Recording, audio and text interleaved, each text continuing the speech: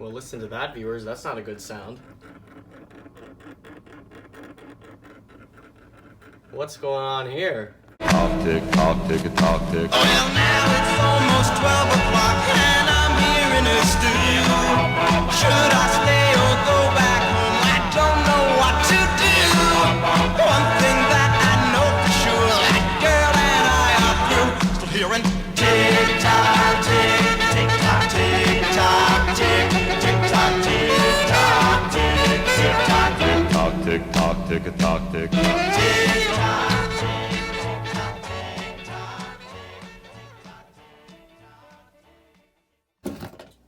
Well, hello again, guys. It's Gregola Productions here, back again with another episode of the GPWS. And as you can see, we got this grinding noise going on with the Westclox orb. I can't really figure it out. Maybe because I haven't tried yet. So anyway, the back of this is, I'm pretty sure everyone knew, it just came off like that. And here's the movement of this electric clock. Now this is built in 1954. And it seems what I'm getting is recently with these Westclox electric clocks from the 50s and up, they don't seem to want to come apart very much. This is no exception. I'm pretty sure the only thing you can take off of this is the rotor here with those 3 screws. I don't think you can really take apart anything else. So anyway, let's hear that noise again. I'm interested to hear where precisely that's coming from. Ooh, the motor's struggling to start even. Look at that. Yeah, something's grinding up in there. I think it's the center arbor of the rotor itself.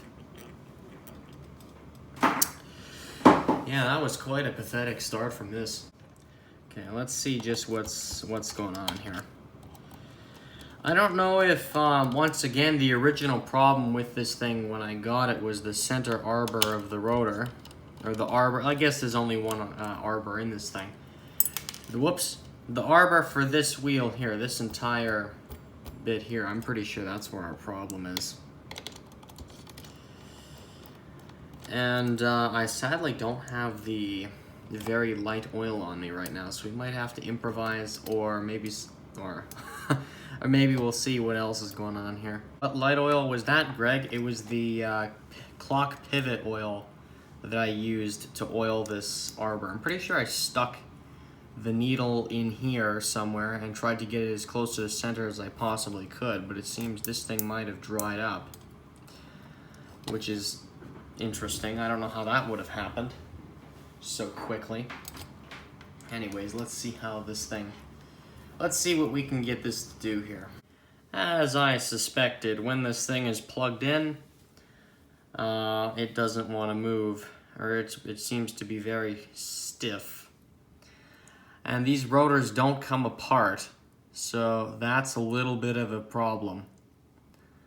I guess the only thing I can think of doing, not only just turning it that way, but if something's wrong with this rotor, because it keeps doing that. I don't know what that's all about. Yeah, you can hear it's not running right. I don't know who all saw that video from last year where I know I explained how I oiled this thing by sticking the needle oiler in there, but I actually did that on camera, and I don't know who all saw that video. It was some sort of Westclox rotor lubrication thing. It wasn't the one with the kitchenette, it was one with this and its 1970s counterpart. Anyway, it was having the exact same problem before, so I don't know if the oil leaked out, or how does that work?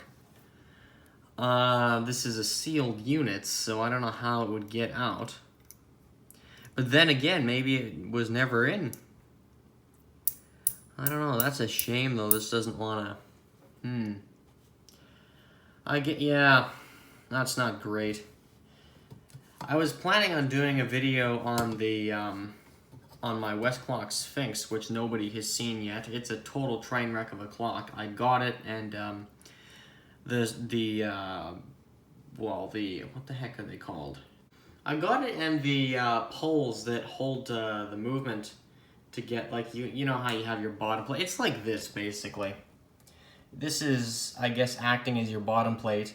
Then you got these poles here. You stick a screw into each of those, and then put your top plate, which in this case is this rotor, on there. Well, someone unscrewed those, and the thing was falling apart as I was literally holding it in my hands. And because it's a clock that, yeah, it still has these screws, but it's not really meant to be taken apart. I'll have to show you guys that.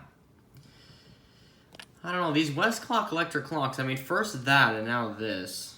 So, I mean, yeah, these Westclox electrics don't really seem to be that serviceable. Because as I said, I mean, it wasn't really meant to be taken apart. It's not a very user-friendly design at all. And this isn't really either. You can't disassemble this motion work here.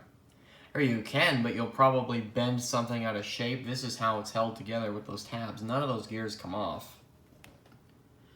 Anyway, I'm getting on an irrelevant ramble here. How do we work on this rotor? I've decided, viewers, to go the old pin punch route. I know we did that in the Baby Ben Style 8 series for the spring barrel, but it appears we might be able to get this thing apart with a pin punch. If we pound it through there, and then hopefully get this gear off, and then we'll be able to take this all out of there, and then properly lubricate it. I don't know, that's the only thing I can think of. Also noting that there is a very small space in between the rotor, or in between this little gear here, and the rotor. I guess that's a collet there, this thing. I guess that's a collet, I'm not entirely sure. There's a very small space in between there that does allow it to do this. So. Okay, we've got our rotor in there. We'll just stick our pin punch in, and we'll see what we can do with it. Oh, that's gone. Holy. Well, that was quick. Where's the gear at? Oh, it's stuck around the it's stuck around the pin punch here. Okay, a few minutes later, I was actually able to get it off using pliers. So we've just plugged the rotor in here, and we've got it running without the gear on the end of that. And now it's running really smooth, but if you do this, yeah, that's not quite right. It's not supposed to be making that sound. I'm thinking this is some sort of lubrication problem. Either that or the collet was not on quite right. I don't know. Because it seems to be running now, and then you do that. Oh, it's not going to do it. I don't know. It seems to only want to do that at certain angles. It's actually pretty bizarre. I don't know. We'll try and lubricate. Well, we'll try and oil this and we'll see what happens. Actually, now I think I know this is a lubrication problem because there's a washer up in here.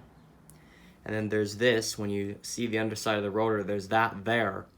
So I'm thinking that must have dried up over the years. I mean, this is from '54 after all.